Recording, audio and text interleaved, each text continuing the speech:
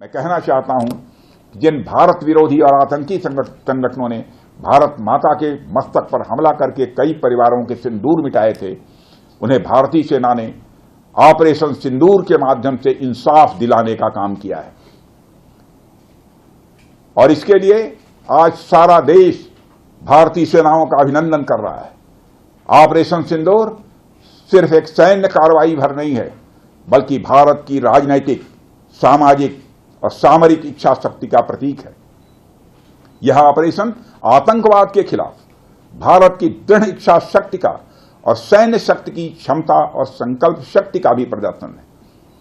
हमने दिखाया है, भारत आतंकवाद के खिलाफ जब भी कोई कार्रवाई करेगा तो आतंकवादियों और उनके आकाओं के लिए सरहद पार की जमीन भी सुरक्षित नहीं रहेगी। भारतीय सेनाओं ने ऑपरेशन सिंदूर को पाकिस्तान में मौजूद आतंकी ढांचा ढहाने के उद्देश्य से लॉन्च किया था।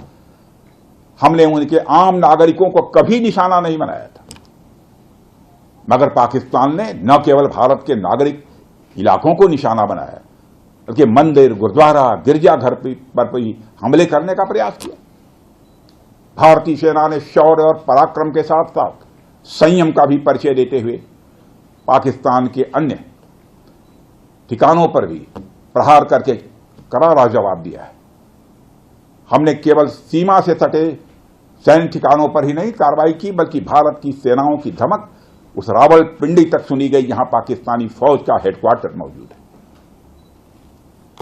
मित्रों, भारत में आतंकवादी घटनाएं करने और कराने का क्या अंजाम होता है, यह पूरे विश्व ने उरी की घटना के बाद देखा, जब हमारी सेना ने पाकिस्तान में घुसकर सर्जिकल स्ट्राइक की। पुलवामा के बाद देखा, जब बालाकोट पर एयर स्ट्राइक की गई, और अब पहलगाम की घटना के बाद दुनिया देख रही है कि जब भारत ने पाकिस्तान के भीतर घुसकर मल्टीपल स्ट्राइक्स की हैं। आतंकवाद के खिलाफ जीरो टॉलरेंस की नीति पर चलते हुए हमारे यशस्वी प्रधानमंत्री श्री नरेंद्र मोदी ने स्पष्ट कर दिया है कि यह नया भारत है जो आतंक के खिलाफ सरहद के इस पार और उस पार दोनों तरफ प्रभावी कार्रवाई करेगा। यह हमारे प्रधानमंत्री जी ने स्पष्ट रूप से यह संदेश दे दिया है।